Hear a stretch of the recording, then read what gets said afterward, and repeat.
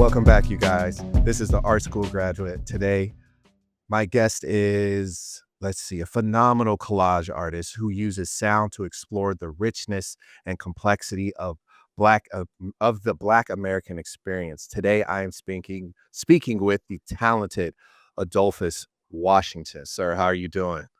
Doing well, Justin. Thanks for having me. Nah, no I problem. was waiting for the studio audience applause. Man, you know how technology is. You do that, it might freeze the screen. You never know. No, but it is man, it's an honor to have you on, man. And for the listeners, we were literally just chopping it up for about a cool 20 minutes about just art and technology and work and things like that. So we're gonna give you guys a little taste of this. But first, let's just start off at the origins. You are a native New Yorker, now Or based in London. yes. How has that shift in geography shaped your identity and creative process? First off, what borough are you from? Bronx. Oh, there it is. The Bronx. The only borough with the, and the only borough connected to the mainland United States. I don't know if that matters, but that's just what it is. Little factoids for the audience. Yeah. So how's that shift shaped your identity and your creative perspective? Right. Okay. I think for one, the identity shift was probably um, it reinforced a sort of Americanness. I think as Black Americans, particularly those who are descendants of chattel slavery, you Mhm. know, we many of us have this very controversial relationship with the idea of being American. It's like we don't want, it's almost like going to like a West Indian Day parade, and bring your American flag. That may not work right. Might not work right. But it is that kind of very,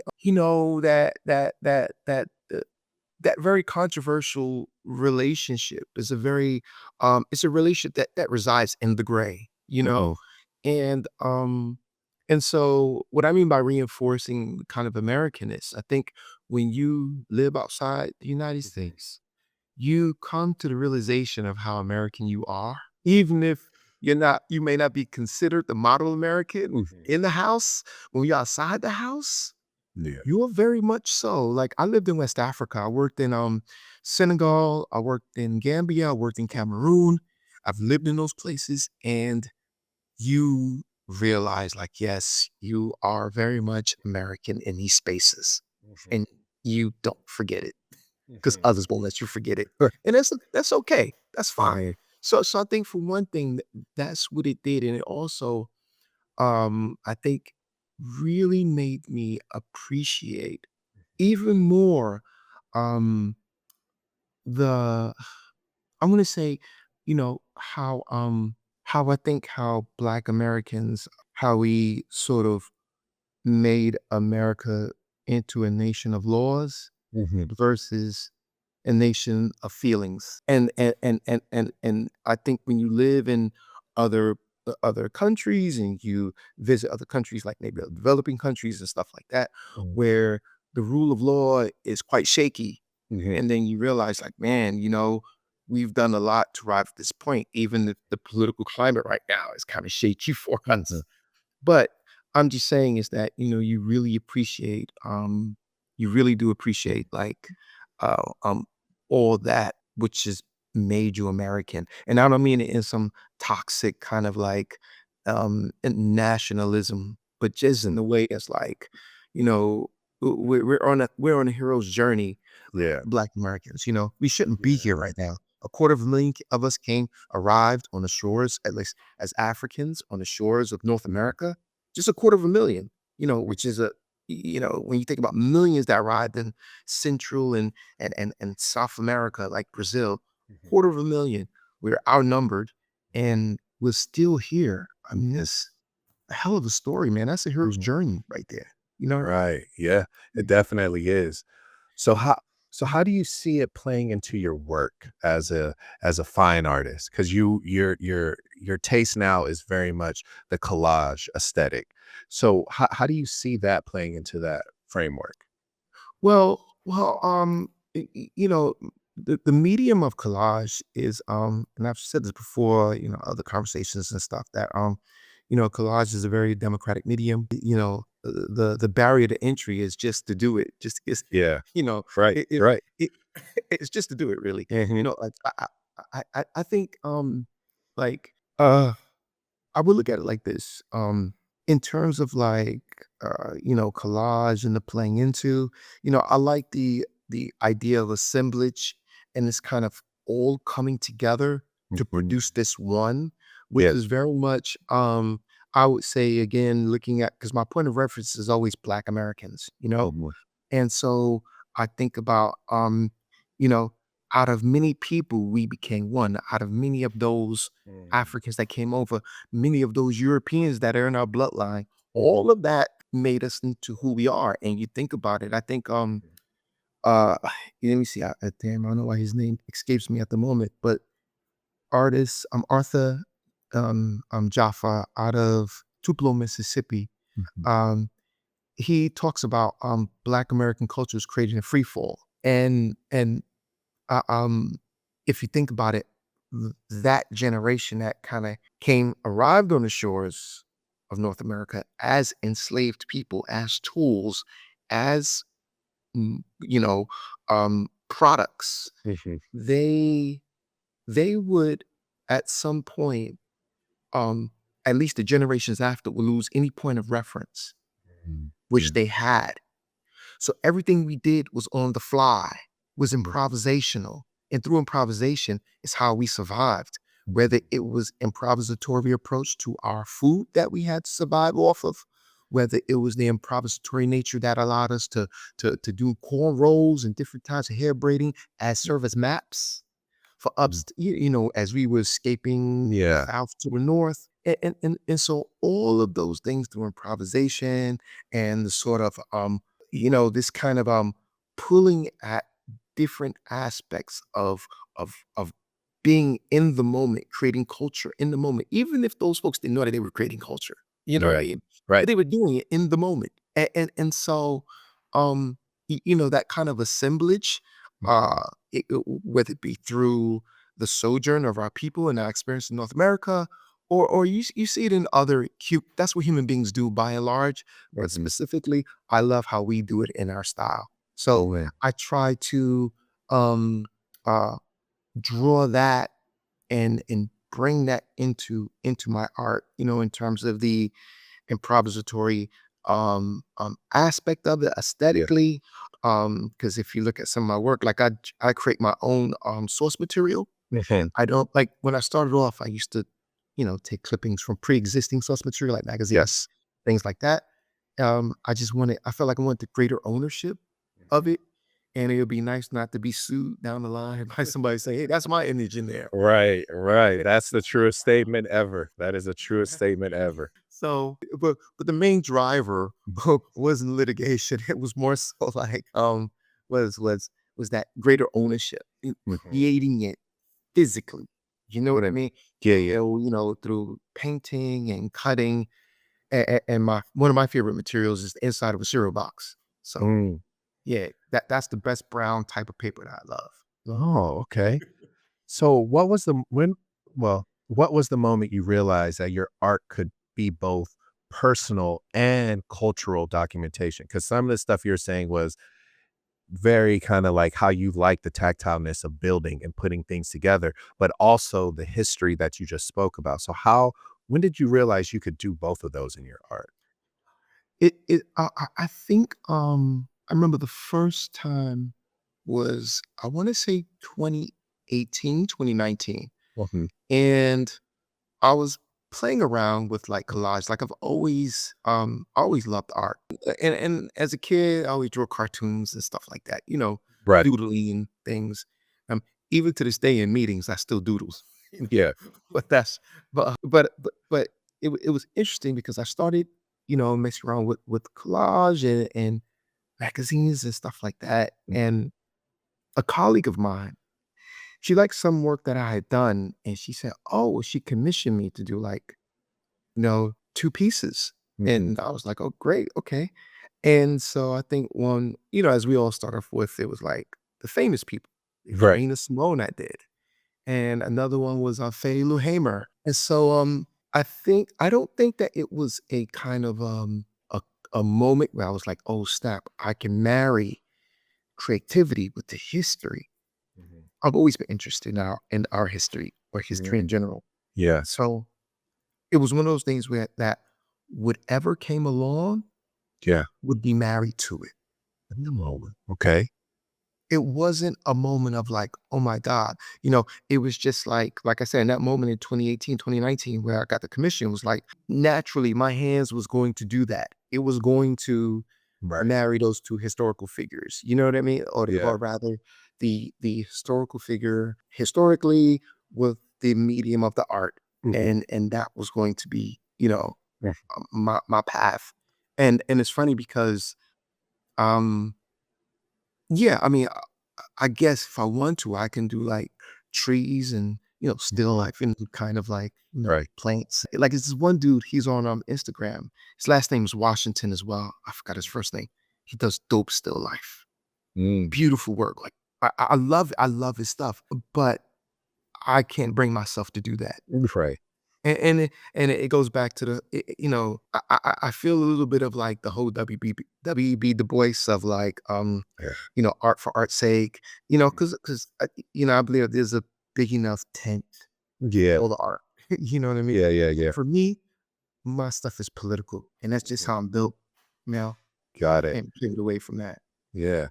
So how did your love of history and politics become part of this artistic DNA? Is it just you wanting to find a place where they could live cohesively, or was it just by happenstance and you were just experimenting? No, I think the main driver was, I think, you know, it's just the climate. Mm. Like growing up in the United States, Yeah. I can't think of a climate where Yeah. the presence of black people will always tethered to something intense Uh-huh. constantly. Yeah. You know what I mean? Yeah. Yeah. So it's almost like a buzz.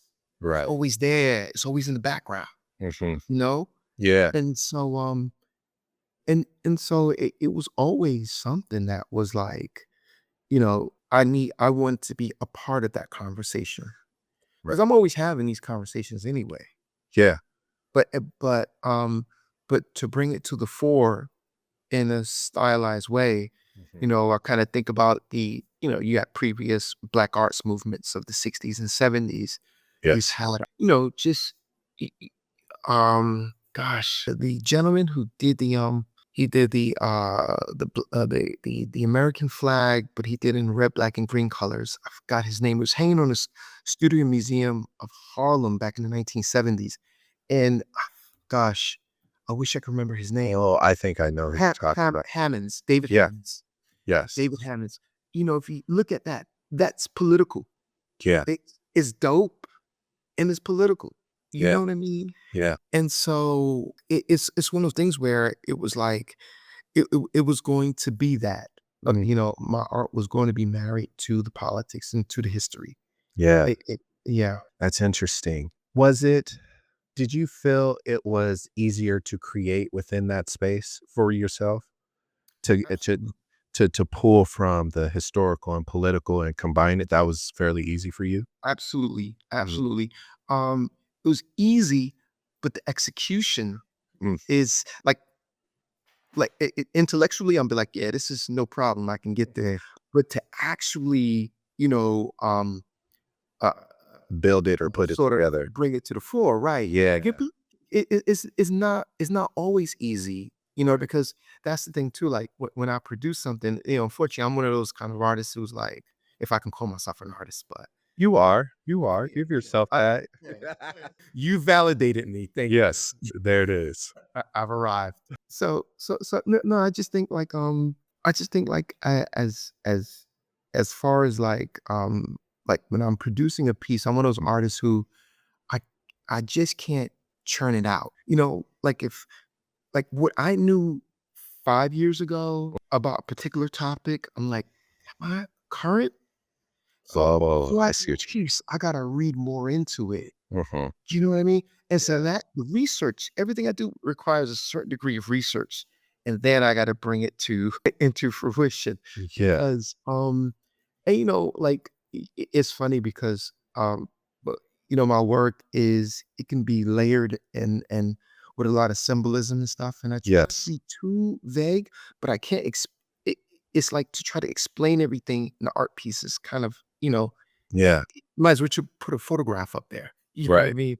So yeah, so I just think again, the challenge at times is almost like creating a hieroglyph Mm. where but which I also know I guess the advantage that hieroglyphs had is that you had a certain population that was literate in hieroglyphs. So Mhm. I'm trying to make people somewhat literate in the language of Yeah. my work, Mm. and I Yeah. try to meet them a bit halfway, and I'm always adding a descriptor in terms of what I'm saying.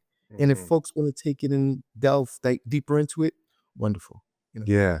So I'm glad you said that because this is going to lead perfectly into the $1,000,000 question. All right. Where does your artist name come from? Everybody, the artist name here is Negrophonics. Okay. Yeah.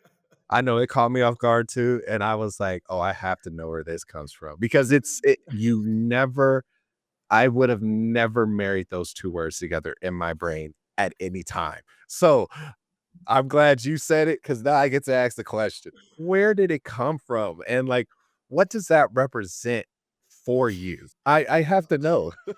Well, I don't think I don't think it's that deep. So I'm gonna your expectations, but Negro is obvious. Yes. That's obvious. The marry of the two, okay, phonic, Uh-huh. of course, we all love music. And I Yes. and I think that music is one of the when we think of phonic, we think of sound. Right. That's what we think of. And obviously, music is sound. Yes. So music is a field in which Yeah. Black Americans have fully actualized themselves. That's the one thing fully Mhm. where it's like you cannot you can't contest it. You Right. can't like you can try, but you Right. can't. Mhm. That's the field where we fully yes, we have sports, we've done things in Mhm. sports and stuff, but still music is that thing where we blossomed fully. Mhm. And so I like the idea of that um of basically black, and I think about phonic black sound in terms of communication, communicating like Mhm. oratorically, like Mhm. that's one of the skills that we have, this kind of oratorical. Yeah. That's why many of our people have been preachers and stuff like that. Like that's why you have white preachers mimicking black preachers, Mhm. or seen preachers in Africa mimicking Black American preachers. You know, Yeah. it, it it is that thing where, where we've been able to deliver, um we've been able to deliver something that You can. broke barriers, that Yeah. delivered, um, uh, you know, just just in terms of that delivered, a degree of hope Uh-huh. and just awareness. I mean, like when I look at there were kids in I saw a video with some kids in India rapping, Yeah. and you know what I mean? Yeah. So I'm just saying. So for me, the Negrophonic, it just it made sense in my head at the time. I didn't know that it was going to be peppered with all this other artwork underneath. But if you It look back works. into my Instagram, you'll see I posted albums and stuff like that. Yeah. You know, music. Okay. Yeah. So that's in a nutshell. I still love it. I was like, "Dang, that's a fire name right there." It's like for an artist, and it's just because it's very unique, but now that you've broken it down like that and seeing and knowing your artwork, it makes sense. Because you do talk about, like, the language of collage and how it's, like, the most honest language, and that kinda goes into the phonics of it for you, I would think, and how it continues to tell stories, so that phonics is Mhm. the sound, and the sound is the stories that are being told Right. Mhm. through the Black experience, which is the Negro. So that's why I was kind of like, oh, okay. I hearing it now and you put it together like that, I'm here for you. I'm here for you and I'm here for it. So let's talk about that for a little bit though. You said it is the most honest language. Can you explain that? Like collage being Oh, honest. I think, I said it's the most democratic. Oh, most democratic. Yes, yes, yes, yes. That's fine. No, it's the most democratic because I think, again, the barrier to entry is just to show up. It's just Uh-huh. the you think about the materials that you need. Yeah, Glue stick, a newspaper, doesn't matter how old it is, how yeah, new it is. You think about if you're a painter, yeah. right? Or if you're just getting into painting, you go to buy a canvas by and large. Or you might buy like a pad with some really fine paper, but it's going to take a while. With collage, you could almost, and this is not to say, I look at it like this. I think anybody can do it, just like anybody can paint. Anybody can sculpt, but how well they do it. Like how well they hone their skills at doing it. So I think but I think collage when it comes to even a price point, it is just you could get a newspaper anyway. You can use coupons. I don't know how good your work will turn out, but whatever. Yeah. It is the most democratic because it allows everyone to say something with found materials Mhm. that is that you don't have to, you can just literally walk around. You just can't walk around and find some paintbrushes anywhere. Right. You just can't walk around and find some clay or materials you need for sculpting. Like you just can't do that. Mhm. There's a certain amount of cost that comes with that, Yeah. a certain amount of time. But with collage, that the accessibility is like really, really low. Mhm. So, and also, again, I love the the coming together and the kind of the different pieces that come together to kind of create this thing, Mhm. which is very much a kind of democratic imperative that Mhm. brings people together to participate in a particular franchise, and in a way, bringing those pieces together, they Mhm. are coming together to contribute to that one image, whatever that image will be. Whenever it's trying to say, everyone is saying it, or everyone, as in all those material pieces, are saying. And that's why I say it's the most democratic. So if you could walk us through your practice, how do you come to like from idea to finished product? Like what do those steps look like for you? Okay. Like most stories, like for example, the Black American story, right? Mhm. Our story has been told over and over again. There are still a lot of stories that haven't been told, but the difference is that I'm telling it, you're telling it, other folks are telling it if they choose to tell that story, you know? Right.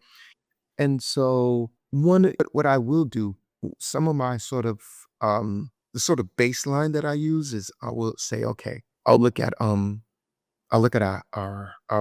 let's say for example, I'm thinking about New York and I'm thinking about basketball in New York City. Yeah. And I'm thinking about how New York, even though the Knicks haven't won since what Yeah. Sore spot.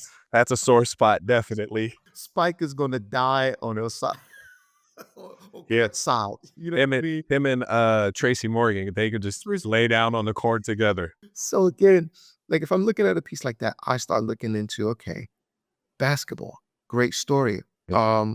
We're talking about a sport that wasn't created by Black Americans, but it was a sport that Black Americans decorated in a way that no other group has done. Mhm. Really elevated the game. Oh yeah. And it doesn't mean you didn't have great white players. You did, but I mean, Yeah. nothing like the way you've done it. So there's a story in there, you know.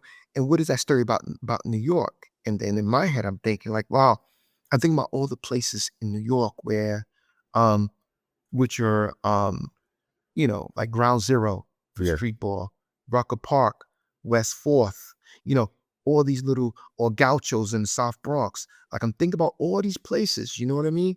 So immediately I'm thinking, okay, I need to do more research because I remember this as a kid. I remember the Gauchos. And the Gauchos, that was like, it was started by this Argentine American. And he wanted to start this program for kids in the South Bronx, and So create this basketball program by and large. This is their bridge version. Yeah. And so anyway, long story short, like in the 80s, they played the Russians. The Okay. Russian basketball team came to Came to South New York. Bronx, came to New York and South Bronx. These are the eight. This is 86, 87. Oh, wow. They those black kids, they beat the Russians. Russians went home. I think it was the next year they came back. And it was like, remember in Rocky, was it Rocky 3? Yeah. Dolph Lundgren, remember? Yeah. Like steroid up. Yeah. I was reading the old, I think it was in the New York Times article, right? I was reading it and it was talking about like when the Russian team came back, these weren't 14, 15-year olds, according to the account Right. of these black kids who had to play them. They were big, they were huge, and it was like, what the hell? And they end up beating, the gauchos, whatever. But these are stories that are like dope. You know what Okay. I mean? Yeah, yeah, yeah. The these are there's many stories like that, not just in New York, all over Black America. These dope stories that are in the grade, that are in the cut, that's like, Yeah. and many people don't remember that. So what I'm saying is, so I'm looking at that, I'm like, wow, that's dope. I'm gonna cover that. But yet I'm thinking about, they added to the patchwork of Black American contributions, street ball, i.e., to basketball. Right. Yes, in New York in particular.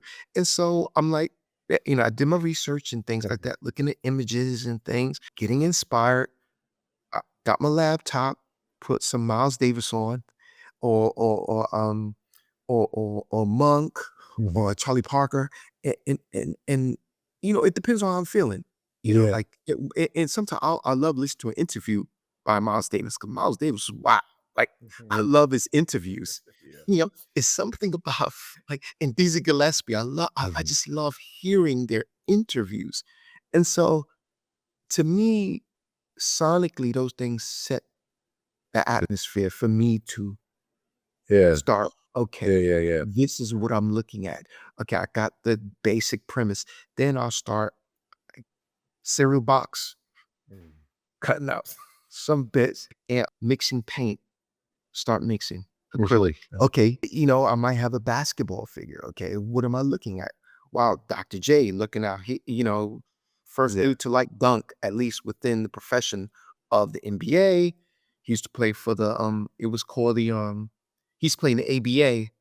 That was for the out in Long Island. Um, it was the Nets, the New York Nets, Yeah. before they moved to Jersey. Then they moved back to Brooklyn.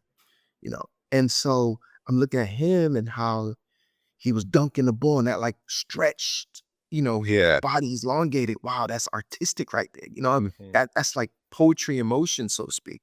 Yeah. So I'm looking at that. I'm looking at his body movement. So I start, painting, getting the colors and things like that. And, it's not about being exact. It's about how I'm feeling and how I'm interpreting it. Yeah. And so again, it might not be one piece, but I'm like, okay, I need some texture on the legs. And I like this color mix I did here Mhm. and not really leaning on color theory so much, but that was interesting. So no color theory. You don't touch Yeah. it. Huh? I said color theory, you don't touch it? Nah, not really. No. I like that. I mix what I like. It comes up and I'm cutting it out. Wow, that looks dope. I like the facial features. Mhm. I like the way it's coming out. Sometimes I may sound a bit crazy, but as I'm mixing, sometimes a face will emerge, an eye and a nose. I'm like, oh shit, that's an eye and a nose right there. Clip, clip, another eye. Wow. And those things, and so eventually it starts coming together. And it's funny because I tend to work on my subject versus the background.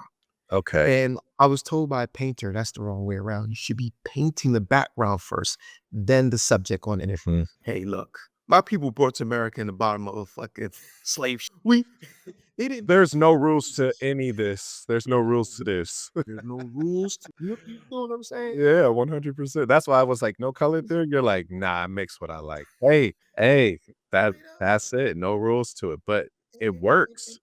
And I appreciate, the refined discipline and Mhm. thing. I love that. Like, like for example, even when I'm doing my work, I'll listen to um biographies on Henri Matisse. Mm. Because I love Matisse's work. I love his later works, his cutouts. Oh, They're fucking dope. You know what I mean? yeah. I love, even George Brock. I love, looking at him. He was doing the Cuba stuff. I can appreciate that. But then I'm like, okay. Then one thing I do love to add is myth because myth is paramount to telling our story. Mm. Like Yeah. you think about America, right? I think by and large, America what is going to be 250 years old next year. And the sort of the global community in a sense, or whether it was, I would say this, the West. Yeah. The West observed the how America came into itself Mhm. in ways that reflected how they came into themselves. Mm. Because when the formation of a nation state is created, you have a song that sings about how you came into creation. Yeah. You have a flag. Yeah. You have myths. George Washington never told a lie, and he cut down a cherry tree or whatever it is. Yeah. We had these myths that kind of glue myths about the people that help glue the people together.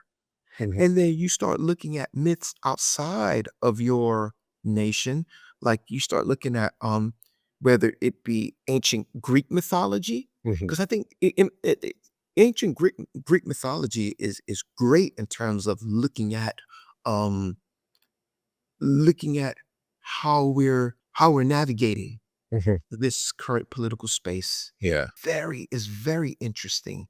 Mhm. Very interesting. Like if you think about Romare Bearden, he did the Odysseus story, Uh-huh. in his work and borrowing from ancient myths.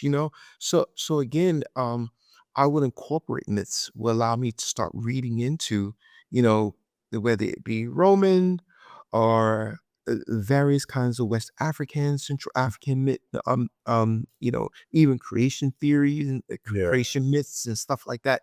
And looking at those things because the myths aren't just lies. They're almost like consolidated sort of accounts Okay.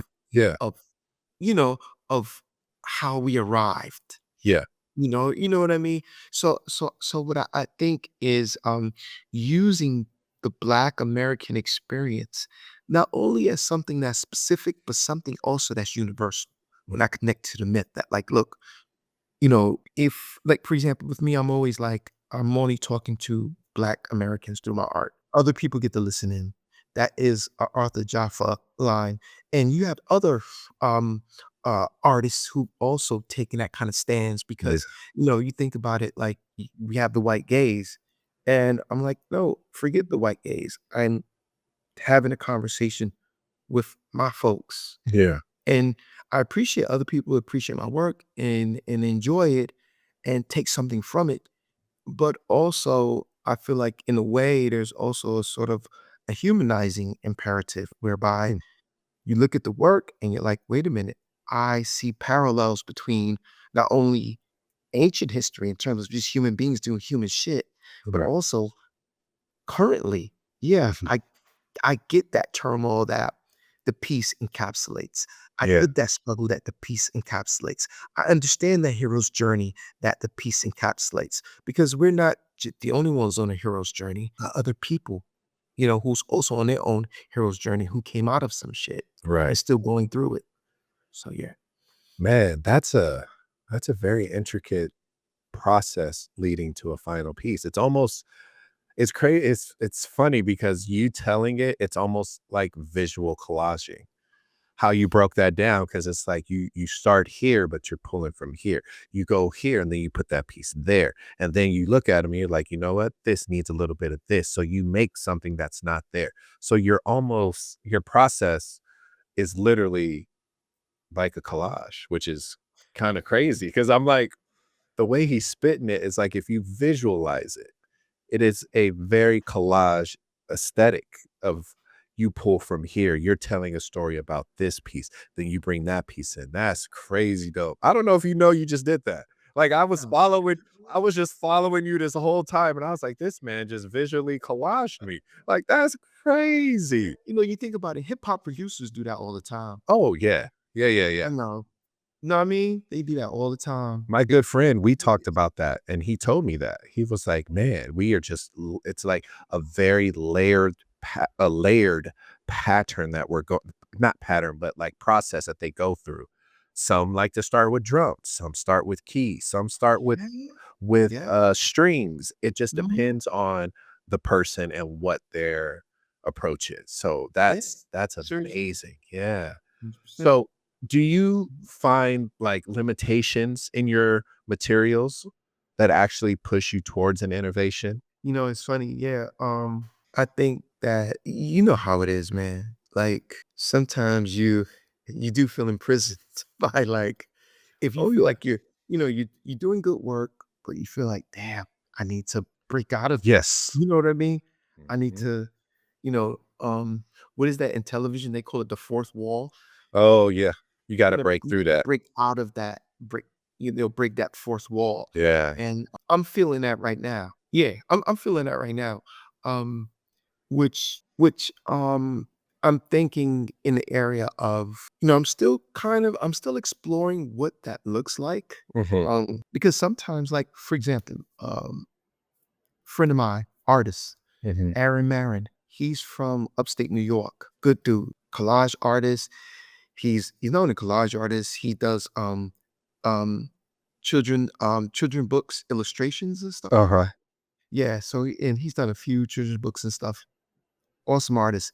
And it's funny because him and I, like, we talk about this and we talk about the innovation. We talk about, like, trying to for example, with him, he was doing a collage. Like, his collage are often if I had to, sort of frame this collage, a descriptor, I would Uh-huh. say it's Gucci. It's like Oh, considered okay. like high fashion. It just is. It's stuff that I don't do. You know what I mean? Yeah. It's so and now he's doing children's books and he's painting and he's also doing graphic design as well. So Oh, he's wow. painting. And so it's like it's one of those things where he's like, okay, I need to break out of this space in the way of collage. I love it. But it's like that internal drive that's in you that needs to say you need to sort of Do articulate something yourself. else. Yeah. Yeah. You need to expand it. So I'm sort of feeling that way a bit, you know? Mhm. So, Have you is it just playing devil's advocate here, do you think yeah. it could be the size of the work? Is that it's kinda limiting in that space, or do you think it needs to be a full kinda remodel where it's like, you probably I don't wanna say step away from it, but probably step into another avenue of, like, less collage, more paint? Like, what do you think it could be for that? Good point. It's interesting, very Mhm. interesting, because I think those of us who have at-home studios, such as my kitchen, we are limited. They're natural constraints. Yeah. We can't, you know. So in a sense, you definitely hit on it right. Mhm. Definitely the size, in terms of wanting to go bigger, Mhm. and to go bigger requires more space. And Mm. and and it does because that stuff has to sit somewhere, you know? So I Mhm. think it is size, and I think it's also, yeah, I've thought about this. Maybe it is the paint thing, and maybe I need to sort of, start sort of really developing just in terms of my painting skill, you know? What I do right now, I'm fine with it. I'm happy with it in terms of what I'm able to do, but I know it's nowhere near like Right. like for example, what is the artist name? Henry Taylor. You know Mm. Henry Taylor, LA based artist. Yeah. I love his work. He's almost tapping into 3D. My God. Like, I if I could do collage that reflects, like, Yeah. his paint, I love his work, and he is one of the most, like his work and his personality, are, like, hand in hand. It's just dope. But again, going back to your question, it's definitely the size, and I think it could be, again, that maybe looking at exploring painting more. Could be Mark Bradford. oh, of course. Yeah. There it is. I was like, I knew I wasn't going crazy. I was gonna His yeah. I met Mark. I met him before. I met him in London. I met him twice, as a matter of fact. Really down to earth dude. yeah, But, he used to work in his mother's yeah, hair salon. hair salon. Yeah. Oh, yeah, he's Have you ever thought about something like that per se, where it's become very layered and textured, and yeah. he's doing a lot of putting on, letting it dry, and then stripping away. Like, I don't know if that might be your cup of tea, but I just feel like if you're in this space, I think this might be a good time to experiment because I've been in this space. Like my background was graffiti and I was just like, okay, I'm bored of it now. So what did I do? I went and joined and cut an MFA, which kind of threw me for a loop, man. But I'm gonna be honest, I loved it. It challenged me as a fine artist because Okay. I was at the point where I had a great mentor that was like, "Listen, you're doing graffiti now, and there are guys who are doing it before you now getting their experience." So I was like, "Oh, shoot." Right. So it was kinda like you won't get that shine until Mhm, you mhm. know you know what I mean? Like, you won't get that shine until Yeah. maybe you hit your 50s or 60s. So what could you reimagine or what could you experiment with that will allow you to still have that street graffiti feel to it I know what you without it being the actual, mean. graffiti lettering? Yes. And it's funny because, just speaking of graffiti, for example, like, when I was a kid, like, I used to do it just in, like, a notepad, Yeah, just do, like, little graffiti pieces and stuff, and my so the other students in class, my fellow students would, like, "Oh, I used to do, like, little pieces for them and whatnot." yeah. I was never in the streets and stuff. But again, it's funny because when I do look at my work, I do see, again, growing up in New York City, it's around, you know what I mean?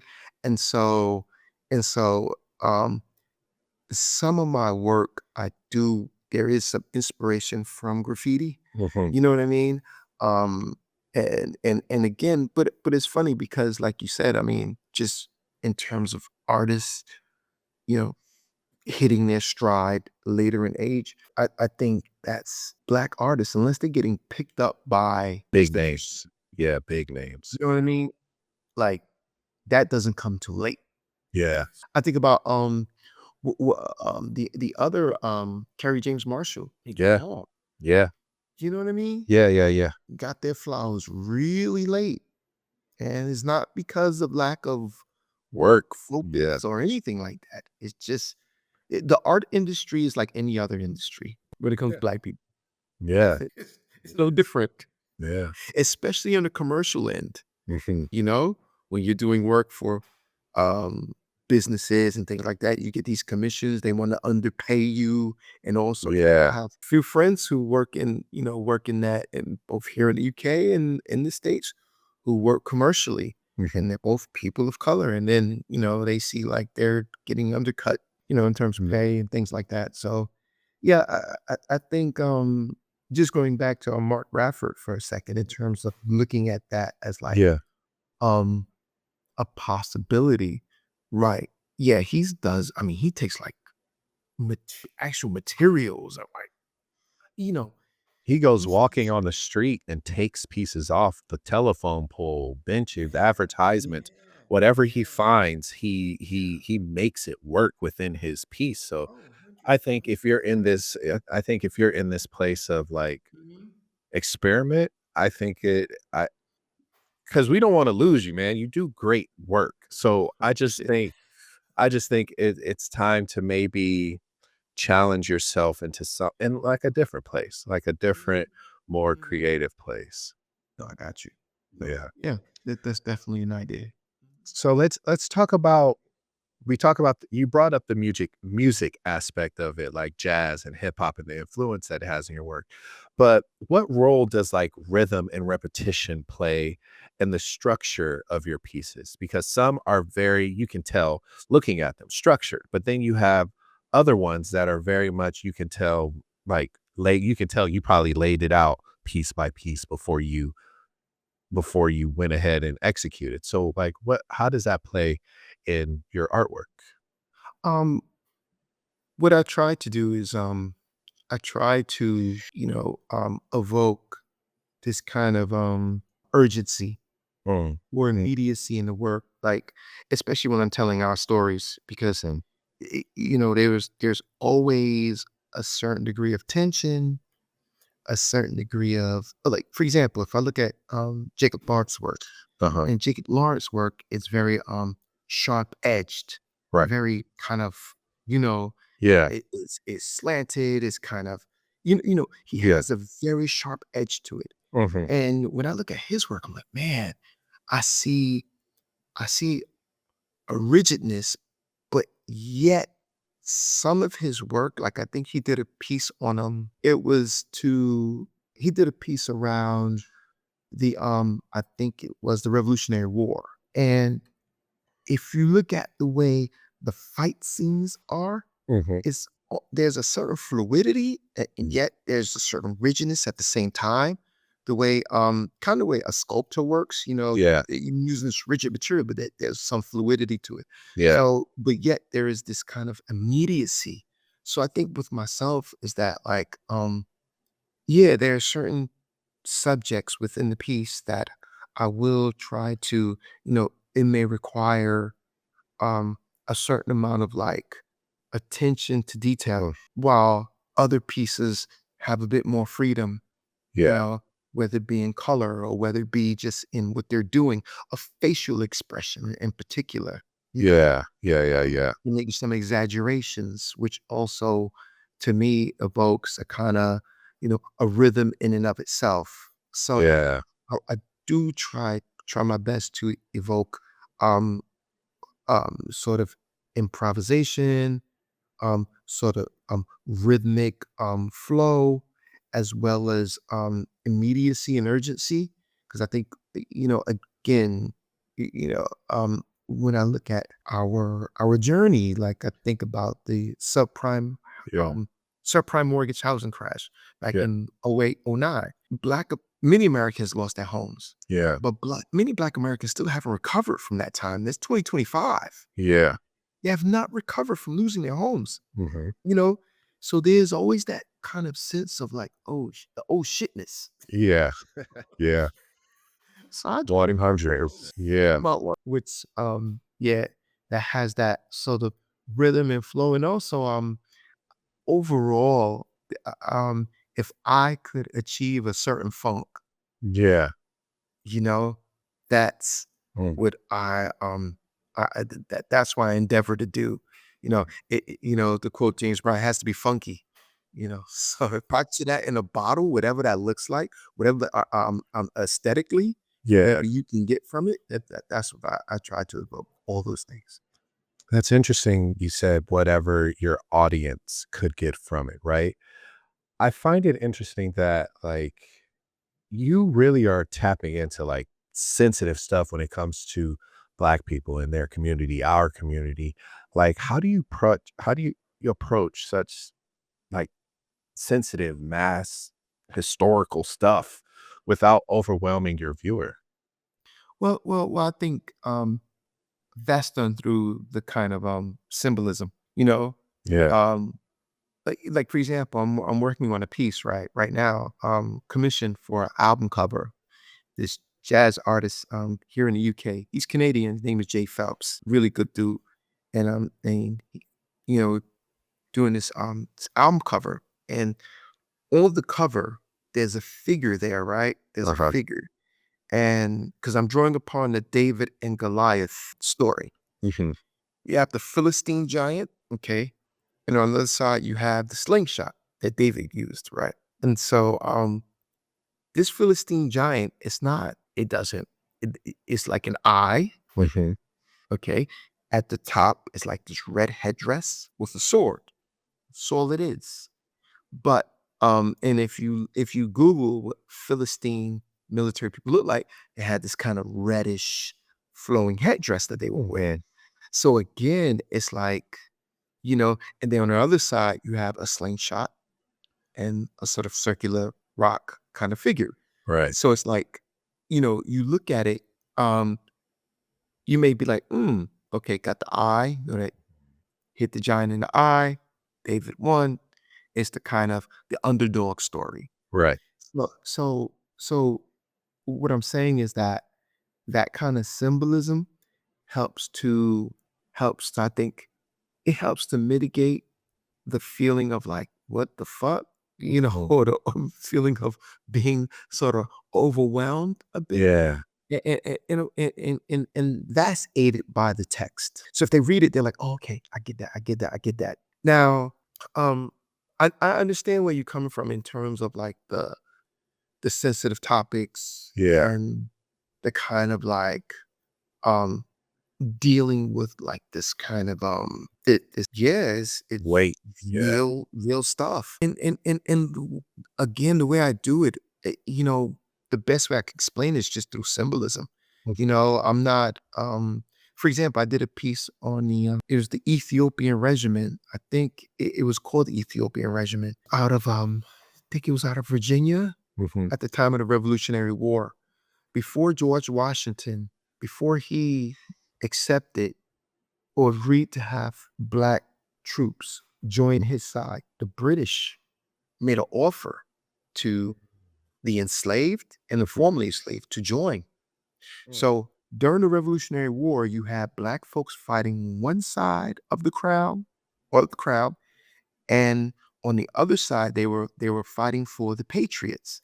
Mm. Now, our folks weren't loyal to the crowd, to the crown of the UK, Britain, England, King and Yeah. Queen, nor were they loyal to the patriots. Mm. They were loyal to liberty. Uh-huh. Whoever orphaned in the Bastille, that's what they Yeah. went for. But anyway, in this piece, you have these sort of the Ethiopian regiment that's lined up Mm. side by side, and it's a bit of a silhouette. Mhm. No? And but yet, if you look closely, you can see some figures. You can make out the figures, you can look at their faces and things, and you can tell they don't have the best uniforms on. And Right. and and and and so if you dig deeper into those regiments, right? They're brute. Mhm. Women and children at fault. Yeah. Like, and think about what happened to those people. But I think what I'm offering too is a bit of the tip of the iceberg, Mhm. you know? So I think that also helps to mitigate this overwhelming feeling. But what I do hope that it does, I hope that it does spark curiosity Okay. and Yeah. want to delve deeper into it? So, just curious, how do you okay, better yet, let me see how I can reword this. What lesser known Black American narratives or myths do you feel most drawn to amplify? Because I was gonna say, how do you know which one to, but like, what lesser Yeah. known ones do you feel like you need to, that you're drawn to? Everyday people, Mhm. just everyday folks. The nondescript, the rank and file Black Americans, the us, just, regular folks. I appreciate those who, like those who history has chosen to pull out and Mhm. and amplify and Mhm. exalt. I appreciate those, and Right. we all know those names. Yeah. But there was a whole lot that happened for us to get to that one person to rise and to become, you know what I mean? Who they are. Yep. Everyday people. I love like yeah, I just think it's just everyday people, man, that's my greatest inspiration because I think that is truly the well from which I pull from. It and it's like I mean we're such interesting people, and I don't mean to say that. I mean to imply that no one else is interesting. Of course, everyone else have interesting stories, but I mean there's so much to uncover about us. Yeah. Like just for example, the story of the Russians playing the gauchos in the South Bronx. Not make People in the people South know Bronx that. don't even know that, Yeah. but you know what I'm saying? Yeah. Like there's so many stories that we can tell. It's like for example, one of my taglines, because I sell prints and things like that, and I have Mhm. a tagline that which I borrowed from the Roman perspective of Africa. Uh-huh. because the Romans would get all these what they would consider exotic spices and animals out of Africa. They would bring it up to Rome and Mhm. like lions and all sorts. Yeah. And it says, "Out of Africa, always something new." My tagline is, "Out of Black America, always something new." And Dope. I love that. that's many stories. You could talk to your own family and Oh, it yeah. tell you interesting shit. Yeah. And, and that's why, like, again, just going back to Henry Taylor, artist LA. Henry Taylor, Everyday People. He did a dope one of Miles and Cicely Tyson. Yeah. Beautiful joint. Yeah. But he lives near Skid Row. That's where his Mhm. studio is. And he talks to everyday people. He talks about how his brother was out there at Yeah. one point in time. His models are the prostitutes. He brings in, he paints Yeah. them, and he does all. But that's where the soul is, man. Yeah. That's where the soul is. We're like Yeah. the dark matter. You know what I mean? Yeah. That produces, and we're the dark matter that becomes the king and the Malcolm X's and the Mm. Harriets and the Yeah. spirituals and stuff like That's but so yeah. we're it. We're the pool of Yeah. creation. So It, it requires our endorsement for Mhm. it to be cool. You know what I mean? Yeah, that's an interesting take on it, yeah. Never would have thought of it that way, that is. Our endorsement to be cool. It does. Yeah. Mhm. It does. Then they finally get up there to become that symbol, that's to Uh-huh. stand out. And then what they do, they will dictate coolness. Mhm. You know what I mean? Yeah. But even that has a shelf life Yeah. because It you can go on to the next can cruise. be yeah, as I say, we move Right. very Yeah, quickly. shelf life. And that's what so that's the thing. It requires us Mhm. to determine that. We are the well Uh-huh. of creation. We're the pool of it, man. Yeah. So how do you keep your audience engaged in such a deep train of thought when looking at these pieces? Because it's like what you just explained, how you took the Roman tagline and put it to yours. Like that's gonna take a person some time to research and look up and look to because it's unique enough that it's like, okay, this is deep because it's not just a generic term or like a generic saying that you said. It's very like provocative almost. So how do you keep your audience engaged in this deep train of thought and on this journey with you as you're creating? I I I think the stories do it. It does the job for me. The stories Mm. that we think about it. I mean, like our job has been done for us, really. If we choose to do work that captures the stories of our folks, Mhm. I mean, dude, like we have one of the most compelling stories and smaller ones. Yeah. We do. I mean, it's like uh, it like, for example, like, I mean, like, I think about now, for example, my cousin, and I, when we were kids, right? Yeah. We used to work with my uncle on a truck on the weekends, and so he had this truck, right? It was basically like a church, and this church had a fleet of trucks, and Yeah. people would donate. We would go to beautiful penthouse apartments on the Upper West Side. Mhm. We would go to beautiful properties to pick up stuff, that people were Yeah. donating. And so, and my uncle, he was from South Carolina. So one day the truck broke down, right? And me and my cousin, we about 11 years old, 12. Mhm. It was hot. It Yeah. was hot New York days where ain't no trees. We on concrete. And the truck broke down in the Lower East Side. And so we're sitting on the corner, right? And we waiting for the tow truck to come Yeah. take us back uptown. And my uncle, he's sitting in the truck and he got some 7 Up. He put peanuts in the inside. The 7 Up. And mind you, that is some Southern shit. Yeah. You know what I mean? Like we all have those stories. It might not be the 7 Up and the peanuts, but it's something like that. Yeah. Now, like if I wanted to do a truck and do my uncle in there with the 7 Up and the peanuts, and I capture that story, I think in my heart of hearts, Mm. I think because again, who am I having a conversation with? Mhm. Our folks. Yeah. That's They get it. that goes back to what you said. in the beginning. It's for you're creating for our people, Straight up. and others can stand Listen, by and watch and enjoy. listen and enjoy it. Yeah. Okay. Yeah. That's you know, that's the gaze I'm at. Now, do you think all artists have the responsibilities to address cultural trauma or history? Nah. Do what you gonna do, man.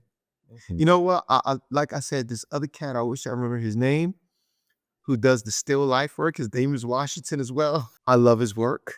Uh-huh. I think it's beautiful, and Mm. I think that you know what, you gotta have time to play. Mhm. You got to, and we're human beings, man. We're not Yeah. just one. This is just my thing that I gotta carry. Right. I'm saying, and I Right. choose to carry it. Right. You know, Right. Right. Right. I choose to, because I'm interested in it, and I Uh, love telling our stories. But no, I mean, as an artist, your responsibility, if you choose to take it, is to produce art, okay. and that's still the shit. Produce, Make something new. Yeah. Yeah. make something new, in excuse me, in the most honest way. Mhm. In the most honest way, that's the most honest and authentic way to you. Mm. That is, I think that is the responsibility. Everything else, look, when I was a kid and I was coloring with crayons, my responsibility was to color them shits in and, Uh-huh. you know, and draw something. And, it had no greater imperative than that. And Yeah, I see what you that's mean. like, Yeah. that's the baseline, man. If you choose to make sure that you're to if the imperative of your work is to communicate a sort of cultural aesthetic Yeah. or a political agenda, Mhm.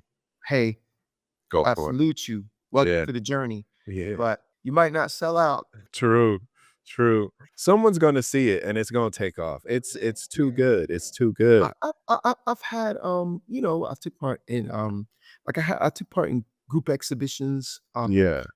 in Nigeria, South Africa. I I just had one in Maryland, and yeah, so Uh-huh. I had one in Savannah, Georgia. So I'm just saying, like, people are seeing it, but Yeah. again, I know that like it, yeah, many people aren't going to Appreciate like it. my stuff, and I'm okay with that. Yeah.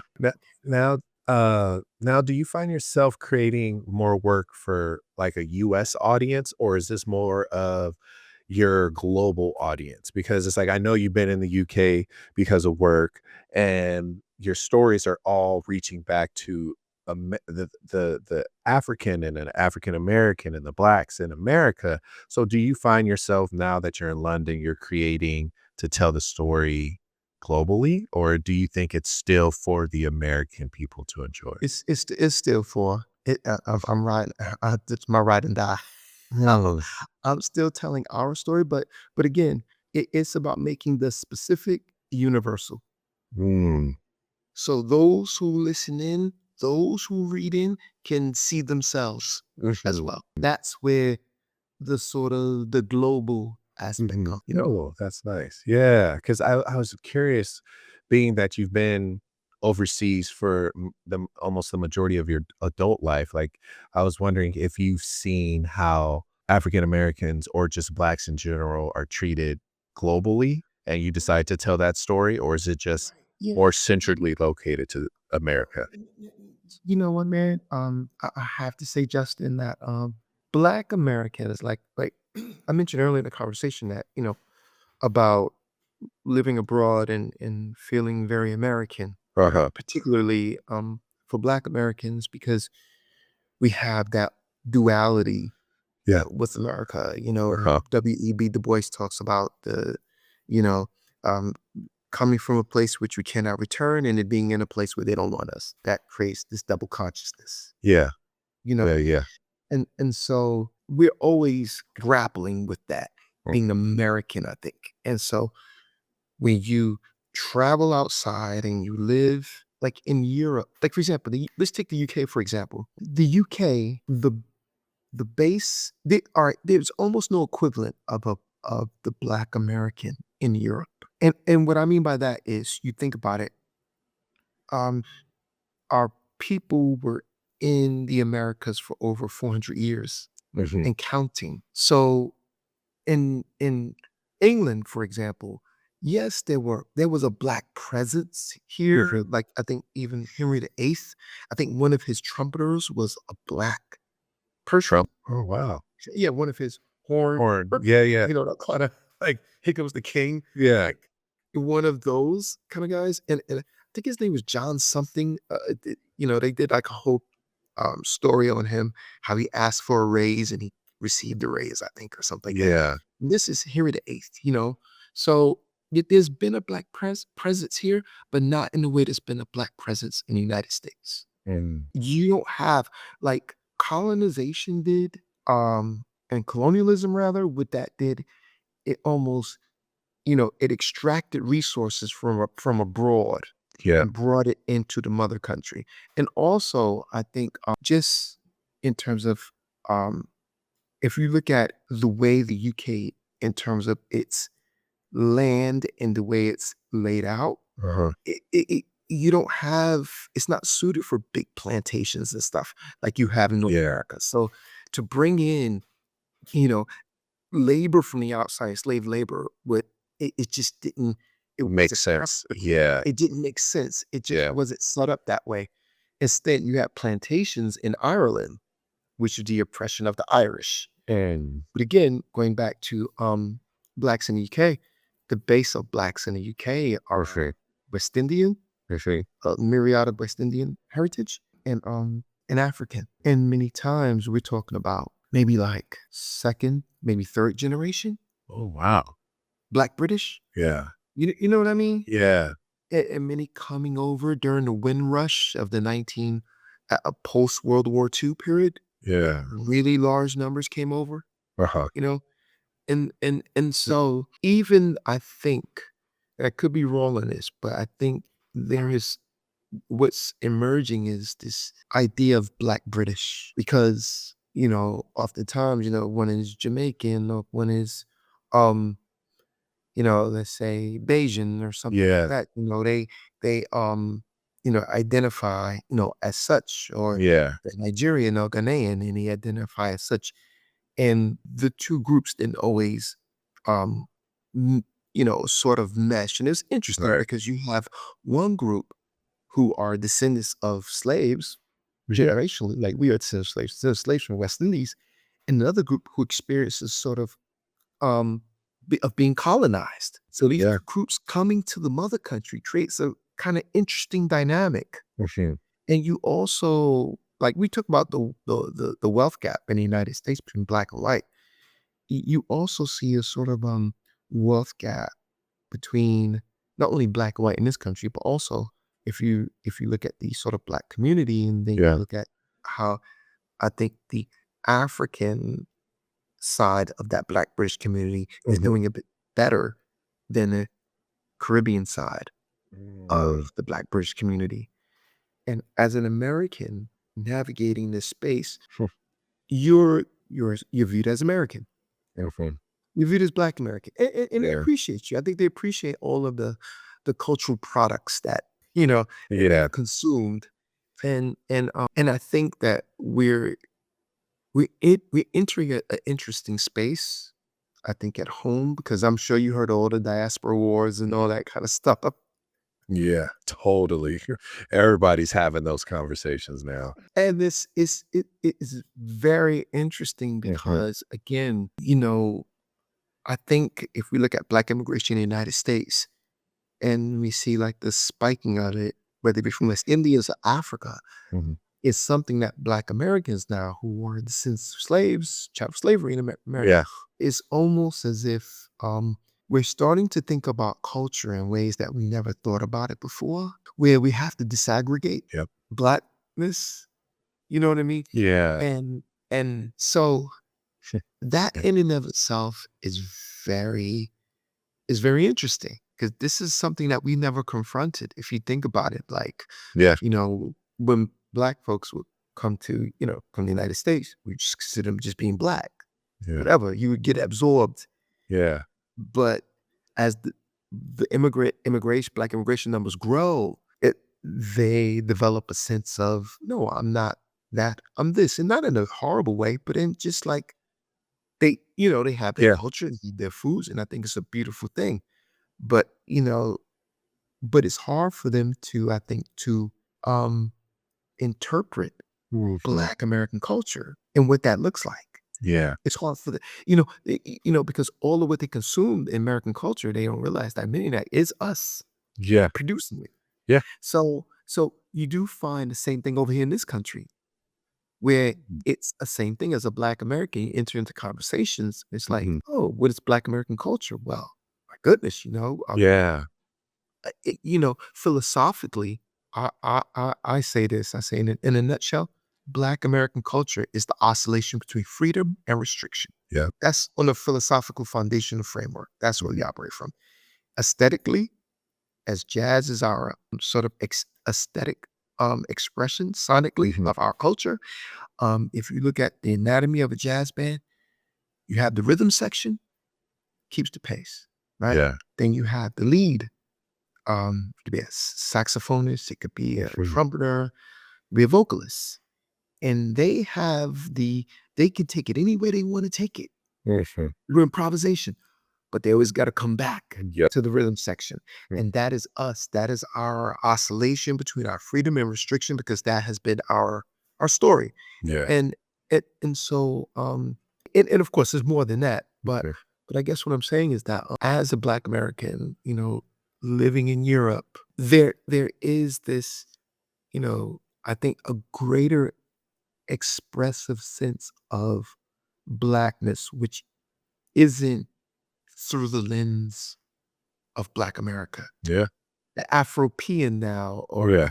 or they're expressing it through their lens, and they're sort of coming into their own in terms of, I think, by and large, it's almost like I think Black American culture abroad has been a stand-in for Blackness, Yeah. been the standard. You know what I mean? Yeah, yeah, yeah. And now as they come into their own, it's almost like Black American culture was like sort of a placeholder, Yeah, I can see that. Yeah. you know? And so they come into Uh, their own, yeah. very interesting things are happening, Yeah. you know? Yeah. Wow. Man, Adolphus, man, I'm just so excited we had this time to speak with you, man. But before we go, let's have a little bit of fun. So let's see. Uh First, just say the first one that comes to your mind. A historical figure you would love to collage, but you haven't done yet. That's been many. Gotta pick one. You gotta pick one. Okay. Um, damn. Okay. Can it be figures? Yeah, yeah. Just one. Hmm. All right. Okay. Okay. Okay. Okay. Okay. I'm gonna say James Reese Europe. Yeah. He was military band leader. He was responsible for the proliferation of jazz globally. James Reese Europe. Nice. Mm. A book or album that changed the way you see the world. Man, okay. You can go one and one, or you can just give one.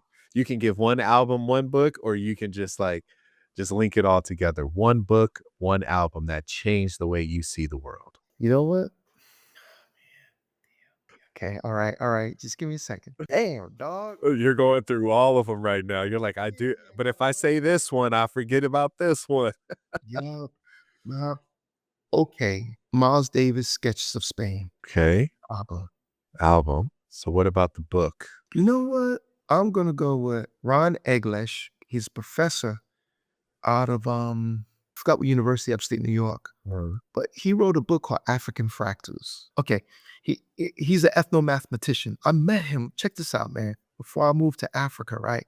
I was in the Bronx and I was like, it's like 2 in the morning. I'm looking up stuff. And I come across this TED talk by Ron Eglesh, right? Yeah. And he talks about, because he talks about how every culture has like a mathematical, what he calls it, a design culture, a design Okay. culture. Every people have a design culture. Yeah. And so he goes on to talk about how he went all throughout West Africa, and he noticed that there is a very much a design, um, no matter how different the cultures were, they all had this kind of shared design practice. Yeah. And fractal is basically like best example of a fractal would Mhm. be like a cauliflower. The part Oh, looks like the small. yeah. Pull off one, it looks like a whole cauliflower in and of Yeah. itself. You know what I mean? Yeah. And so, this design practice wasn't just too material, it was also too spiritual as well. Like where, um, I forgot where, I think it might have been Cameroon. He went into this one village. He took Mhm. the aerial shot, so the village was laid out in a fractal formation. Mhm. And he visited the village. And when he went into, I guess, a structure that was in the middle of the village, it had a smaller structure inside the smaller structure. And as he was talking with some of the priests and stuff like that, they said that is the spirit. So it's almost like mathematically that's infinity, so Oh, he wow. had this, yeah. And like also very good book. Oh my God, I wish I could run and get it. It's by this he's not an astrophysicist. He's a theoretical physicist. And he did a lot of work around fractal geometry and stuff like that. But anyways, Ron English, African fractals. I was in that car. They had the Negro Arts Festival. That's what it's called. They had many different expositions going Uh-huh. on. And then I went into the architecture one. I walk in and I'm like, yo, that's Ron English. And he was like, looking at me like, whoa. You know me? Yeah, exactly. Straight up, like, Yeah. "You know me?" Yeah. And so we kicked it and whatnot, and he was really cool. Yeah. But yeah, those because, again, like, I mean, there you have expressions of fractals as a design practice in outside of Africa, but within the continent, and it made me think about, like, it's interesting just in terms of what our design practice is, Black Americans. You Yeah. know what I mean? Yeah. That is the thing. What is our design practice? And I might have alluded, or at least kind of touched on it a bit when I talk about Mhm. oscillation to freedom and restriction. There is something there. Yeah. Okay, here's the big one. Yeah. Go. Dream collaboration. Only one. Dream collaboration. Dead or alive. You know what? I'll make this one easy for you. Dead or alive. Either one, you pick. Because if I say alive, you're gonna be like, "Oh man, I don't want them to hear this and think I don't like anybody else." So I'll be flexible. Dead or alive, dream collaboration. I'm going to say, hold on. You know what? I'm going to say, and I feel horrible about this because his name escapes me at the moment. He's the author of a few books. He wrote I'm the American. He also is the author of Stomping the Blues. Um, I'm gonna have to go to a cheat sheet if you don't mind, and give me literally 2 seconds, and I can. Um, Murray? yes, Albert Murray. Albert Murray. Yep. Check out Albert Murray's work. Okay. Check it out. He like, especially when it comes to American culture and Black American culture, Mhm. he goes in. He really goes in, and he hurts feelings. He hurts feelings. He really provides a very interesting take on who we are as Americans and who we are as Black Americans and what our aesthetic is. So I think, yeah, Okay. I mean, I would have loved to have met him and really done some work with him. I think he's Yeah. done some dope work. One last thing. So I want to share this and I want you to tell us the story behind it because I am so curious to know. Where is it? Let's hope I remember. This piece. How did this piece come about? Yes. Okay. I wasn't gonna get off before we talked about this. How did this piece come about? This is so dope. Oh, yeah. Yeah. What's it? Yeah. Kalina Sales. She's a Yeah. professor, and she saw my work, came across my page, Mhm. and she was like, "Oh, I would love to interview you. I'm writing this book, or collecting these stories from design practitioners from all around the world and things like that. And so I would love to interview you." So I was like, "Great." Did the interview, and I said, "I would love to do the cover." And she was like, "Great." Dang. So Cool. that's my every well, my that's all of my font, all of that. Even in the book, the chapters and stuff are all my fonts that I created. And so yeah, she I think it's a great book. it really, it really um, approaches design from the sort of bottom up in a very Howard Zinn, The People's History of the United States. Yeah. She does that with this particular book, and she captures those unique design practices. I think one of the folks in there was an Indian gentleman who I think he like paints buses, Mhm. public transportation buses, in this decorative colors and stuff like that, you know? Yeah. So it's yeah, it's an awesome, awesome book. So yeah, so she reached out to me. I was honored, you know, Wow. and did the cover. Obviously, the cover went through a few iterations because Yeah. you're dealing with what she likes, what I'm producing, and the publishing folks, you know. Gotcha. So yeah, that was How did that was how did you are these all handwritten letters? yes, they're all cut, scissored, all of Wow. that. Was it like print making, like you stamped it almost, or did you just how did you do that? Yeah, I did the whole, you know, got out the old paintbrush and Yeah. acrylic and whatnot, and I just cut it out by hand, cut it out, and I would take pictures of it. Look, check this out, Kalina. It's an Oh, wow. old school, Oh like my goodness. dinosaur type shit.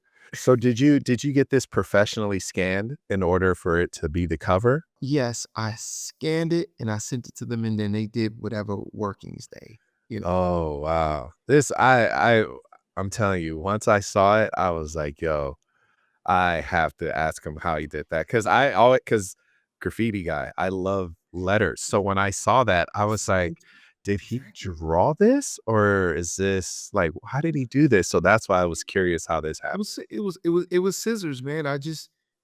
Yeah, I don't even draw beforehand, and that's the thing too. I don't draw. I just you You know, just grab scissors and go for it. yeah, that's it. Yeah, Ah, and so again, this is where the graffiti in me, the part of graffiti in me, you know, I pull from that. yes. Like some of the block letters and all that. Yeah, That's yeah, the yeah, shit, man. yeah, You know what I mean? yeah. So Adolphus, what's next for you upon this journey that you're going on, projects or themes that you're exploring? Okay. Um, like I mentioned earlier, working on the album cover. Mhm. So hopefully that will. I'm almost done. Okay. A couple some finishing touches on it. It's almost done. I'll definitely share that with you. You know, Okay. when the album comes out, the album cover and whatnot. Um, that and as of right now, I'm like, because you know, when you work a 9 to 5, man, I know what you're about to say. Yep. It's not enough hours in the day. you nocturnal Right. kernel, that Yeah. is in the evening. Yeah. You know, that's when the work gets done. Mhm. You know, that's when the sort of magic happens. You know, yeah, and then you know you're looking at the clock like, oh shit, I gotta get up and like, Yeah. no, I don't have a clock in my office. I did that intentionally because it'll drive me crazy. yeah, man. So the album is coming up, and basically, I have a bunch of unfinished work Mhm. that I want to get to. I want to post, and I'm also looking at doing like a kind of a you know doing like a kind of a you know like a ready made um uh show, not really a show, but Mhm. like yeah, like some works of art that kind of all ties in the other. Yeah. You know, so and I might just do maybe try and rent out a storefront, Mm. do my own thing. Oh, hey, Yeah, that always works. always works. I Yes. think I can afford at least 2 days. Yeah, That that'll work. Yeah. I think I can afford 2 days. Man. And so yeah, so that's what's kind of looking like, man. I Yes. mean, So, Adolphus, where can people find you and see your artwork? yeah, they can find me at adolphuswashington.com. That's my webpage. You can also find me at Negrophonic on Instagram. Yep. I'm there, Yes. you know? All right, you guys. Well, thank you for listening to our podcast today. I am Justin Robinson, the talented, the skilled, the thinker, Adolphus Washington. And this is the Art School Graduate Podcast. We'll catch you guys later. Peace. Thank you, Justin. Peace.